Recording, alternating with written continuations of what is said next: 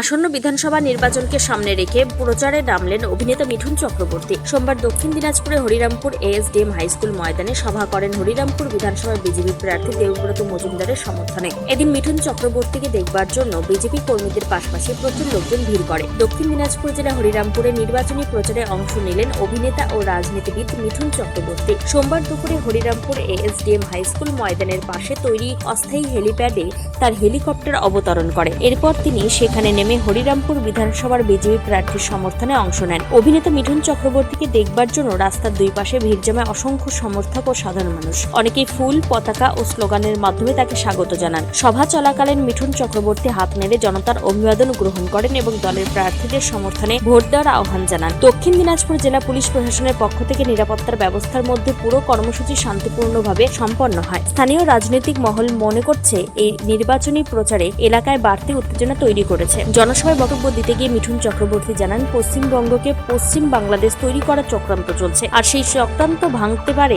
একমাত্র বিজেপি। পশ্চিম বাংলাদেশ তৈরি করার এই চক্রান্ত রেখে দিতে সমস্ত সনাতনের উচিত বিজেপিতে ভোট দেওয়া। মিঠুন চক্রবর্তী তার স্বভাব সিদ্ধ ভঙ্গিতে বলেন, আমি সনাতনী, প্রত্যেক সনাতনীর উচিত নিজেদের অস্তিত্ব রক্ষার লড়াইয়ে বিজেপির সঙ্গ দেওয়া। এবার ভোটে জিততে না পারলে পশ্চিমবঙ্গে আর থাকা হবে না। এদিনের নির্বাচনী প্রচারের মঞ্চে দাঁড়িয়ে মিঠুন চক্রবর্তী কি জানিয়েছেন শুনুন।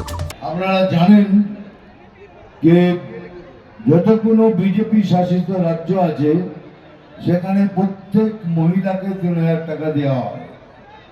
এখন আমরা বলেছি আমরাও দেব, যদি এখন বলি তাহলে বলবে কপি করছে, কিন্তু অলরেডি আমরা দিচ্ছি ওখানে।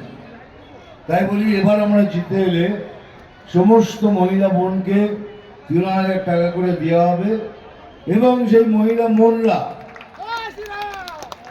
যদি সরকারি বাসে যাবেন আপনাদের কোনো টিকিট লাগবে না।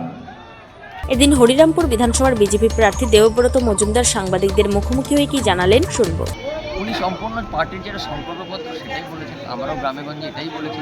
আজকে মিঠুন চক্রবর্তী আসাতে হরিরামপুরের আপামরবাসী, হরিরামপুর বিধানসভাবাসী অত্যন্ত খুশি। তারা আপনারা দেখেছেন স্বতঃস্ফূর্তভাবে সবাই যোগদান করছে। আমরা সেরকম ব্যবস্থাই করতে পারিনি, তবুও তারা এসেছে নিজের খরচে, নিজের উদ্যোগে। হরিরামপুর বিধানসভাবাসী তার নিজের ঘরের ছেলেকে পেতে চলেছে, বিজেপির বিধায়ক পেতে চলেছে। প্রথমবার নয়, দ্বিতীয়বার একটা মাঝখানে শর্ট টার্ম হয়েছিল। আবার আমরা হরিরামপুর বিধানসভাবাসী তার ঘরের ছেলেকে বিধানসভায় প্রতিনিধিত্ব করতে পাঠাচ্ছি। এই হরিরামপুরে আপনার বাবার একটা নাম রয়েছে, সেই জায়গাটা কতটা আপনার ভোটের ক্ষেত্রে আপনাকে প্লাস পয়েন্ট দেবে বলে মনে হচ্ছে? আমি অত্যন্ত সৌভাগ্যবান একজন, আশিস কুমার মজুমদার মহাশয়, তিনি আমার পিতা। আমি সত্যিই সৌভাগ্যবান। সব জায়গায় বাবার নাম শুনেছি, আর আমি আজীবন চেষ্টা করে যাব তার পথ ধরে আমার বাকি জীবনটা কাটাবো। দক্ষিণ দিনাজপুর হরিরামপুর থেকে শান্তনু মিশ্রের রিপোর্ট, টাইমস 14 বাংলা। আরো নিত্য নতুন ভিডিও পেতে এবং তথ্য জানতে আমাদের ফেসবুক পেজকে লাইক ও ফলো করে রাখুন। সেই সঙ্গে টাইমস 14 বাংলার ইউটিউব চ্যানেলকে সাবস্ক্রাইব করতে ভুলবেন না। মুখের উজ্জ্বলতা হারিয়ে গেছে, স্পট পড়ে গেছে, ব্রণ ভর্তি, তাই আর দেরি না করে আজই আসুন রায়গঞ্জের চণ্ডীতলায় হেলথ প্লাস মাল্টি স্পেশালিটি ক্লিনিকে এবং এখানে পান অভিজ্ঞ ডাক্তার দ্বারা ফ্রি স্কিন টেস্ট। আরো বিস্তারিত জানতে যোগাযোগ করুন 9674895169 এই নম্বরে।